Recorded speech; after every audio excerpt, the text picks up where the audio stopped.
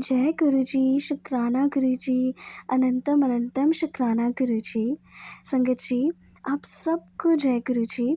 और आज मैं आप लोगों के लिए एक बहुत ही प्यारा सा सत्संग लेकर आई हूँ। गुरुजी के छोटे छोटे सत्संग में ही हमारे सारे आंसर्स छिपे होते हैं। और आज का जो सत्संग है वो उसमें आपकी आई एम श्योर कि आपके बहुत सारे आंसर्स आपको मिल जाएंगे उस सत्संग में। संगत जी, ये सत्संग शुरू करने से पहले मैं आपको एक छोटी सी बात बताना चाहती हूँ।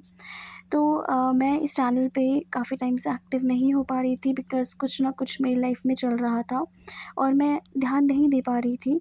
और तो मेरे पास कोई सत्संग भी नहीं आ रहे थे। और इसी बीच ना मैं अभी सोचने लगी जब ये सावन शुरू हुआ कि मुझे सावन के फर्स्ट मंडे पर कोई सत्संग शेयर करना है। तो मैं सिर्फ सोच रही थी कि मेरे पास ना मेरे खुद के बहुत सारे सत्संग थे। तो मैंने सोचा था कि मैं खुद के ही सत्संग शेयर कर दूँगी, अदरवाइज़ किसी संगत का अगर सत्संग आता है तो वो मेरे लिए तो साइन होता है कि गुरुजी ने मेरे लिए कुछ ना कुछ उसमें आंसर ज़रूर भेजा है। तो और चांस की बात ये हुई कि संडे को ही, मतलब आज मंडे है, सावन का फर्स्ट मंडे है, और संडे को मेरे पास एक अंकल ने सत्संग भेजा। और वो सत्संग भी इतना प्यारा है ना संगत जी, जब आप सुनोगे तो आपको खुद ही लगेगा कि वाओ, मतलब ये कितना प्यारा सत्संग है। तो गुरुजी के ऐसे ही चमत्कार होते हैं। और मैं कभी भी इससे पहले सावन के पहले सोमवार पे गुरुजी के बड़े मंदिर नहीं गई थी। मेरा बहुत मन था, कल मैं बहुत एक्साइटेड थी कि मैं मंडे को जाऊंगी उनके बड़े मंदिर। और हुआ यूँ कि मेरी तबीयत थोड़ी ठीक नहीं चल रही है 3-4 दिन से। तो सुबह में हमें जल्दी निकलना था, जिनके साथ मुझे जाना था सुबह सुबह जल्दी निकलना था हमें। बट मेरी तबीयत ठीक नहीं थी तो मैंने उनको सुबह में मना कर दिया था कि आप चले जाइए, मेरे को चक्कर बहुत ज़्यादा आ रहे हैं, मुझे नहीं लगता कि मैं इतनी दूर का ट्रैवल कर पाऊँगी और फिर वहाँ पर चलना पड़ेगा तो मैं कैसे चलूँगी। सो आई सेड कि आप चले जाइए और मैं देखती हूँ फिर नेक्स्ट मंडे को। बट मेरे को बहुत बुरा भी लगा कि मैंने इतना प्लान किया था और ये सब ऐसे, और मैं जा कर के सो गई। और फिर मैं उठी हूँ करीबन 9 साढ़े 9 बजे सुबह। अ, मतलब सुबह सोने के बाद 9 साढ़े 9 बजे वापस से उठी। तो मैंने उन आंटी से बात करी एंड उन्होंने बोला कि अभी वो निकली नहीं है घर से। मुझे थोड़ा बेटर लग रहा था तो मैंने बोला कि ठीक है, आप वेट करिए, मैं भी आ रही हूँ। और मैं जल्दी से बस तैयार हुई, नहा धोकर, और मैं चली गई। मतलब गुरुजी इतने प्यारे हैं, इतने प्यारे हैं। मैं जितनी उनकी वो करूँ ना, वडियाइयाँ करूँ, जितनी उनके मैं अपनी लाइफ के जितने सत्संग बताऊँ उतने कम है संगत जी। बहुत सारे सत्संग होते हैं और सच में आप गुरुजी से दिल से कनेक्ट करो ना, तो गुरुजी आपको ऐसे ऐसे करिश्मे दिखाते हैं कि आप सोच में पड़ जाते हो कि ये कैसे हो गया। तो खैर, ये तो मेरे सत्संग थे जो मेरे साथ हुए। पर आज मैं आपको अंकल का सत्संग सुनाने वाली हूँ और बहुत ही प्यारा सत्संग है।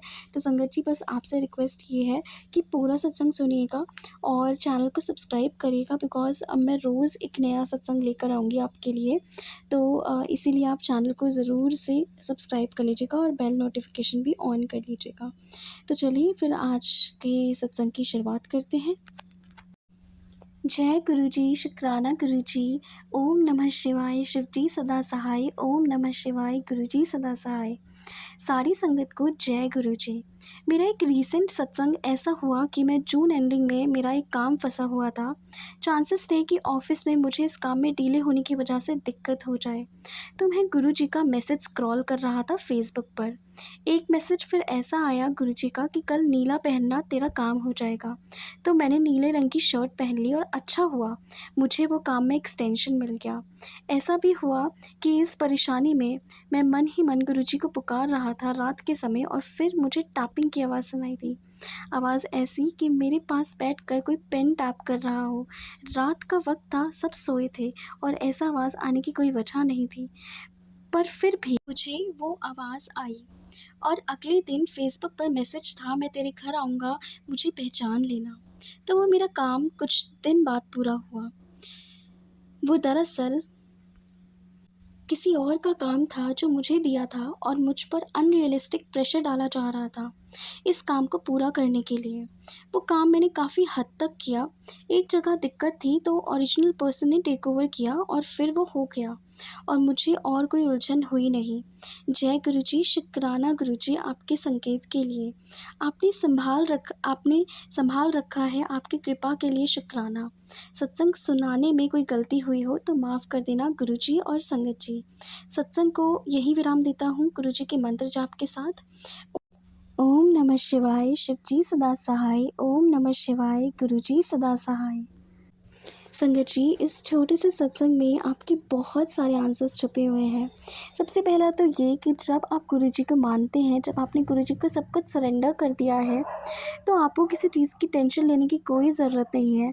गुरुजी हैं, गुरुजी हर चीज़ सँभालेंगे। वो अंग संग आपके साथ हर समय रहते हैं। तो आपको कभी भी इस चीज़ को नहीं बोलना कि ये काम कैसे होगा।